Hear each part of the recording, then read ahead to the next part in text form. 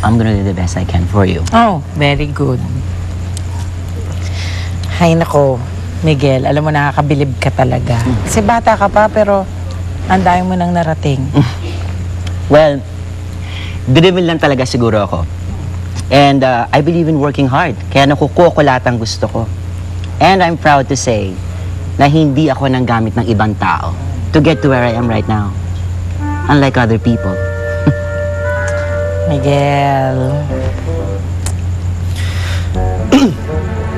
Matagal ko nang kilala si Mama Risa. At ang masasabi ko naman sa kanya, hindi niya naman hinusgahan yung mga taong nakaharap niya. Palagay ko, Miguel, marami kang matututunan sa kanya.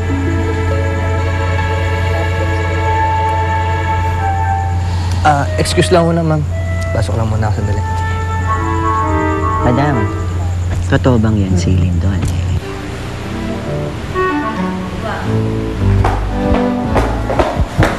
Lindon, sinong hinahanap mo? Si Fina? Hindi, Lucille. Ikaw yung hinahanap ko. Ako? Kasi, uuwi na sana ako. Hindi mo na naman ako kailangan dito eh. Sige, mas mabuti pa nga siguro. Sige. Lagay ko lang dito. Nagkatid na kita sa labas. Lindon, sandali lang. Huwag ka muna umalis. Nay, uuwi na daw po si Lindon. Great idea.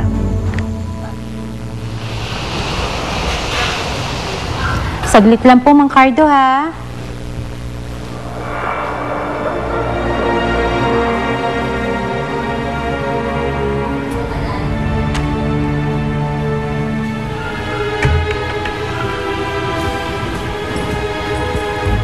Magkakaroon ka na rin ng pakinabang, inutil ka.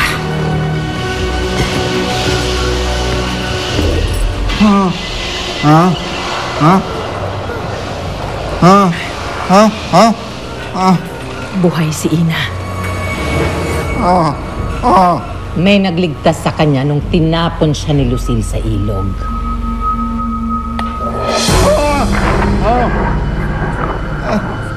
Alam mo ba?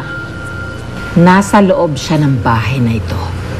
Hahanapin ko siya. At pag nakita ko siya, titirisin ko siya na parang tuto.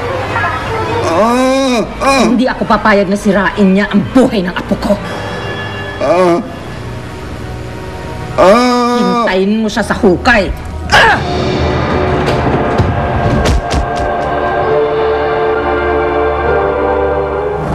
Nasa garapon siya.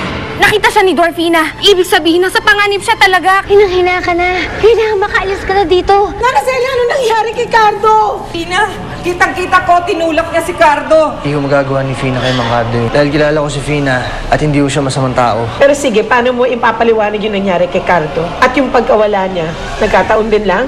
Pansang, bilis! Naracela, ano ba? Pansang! Pwisit talaga yung Pinang yan. Pinahihirapan ako!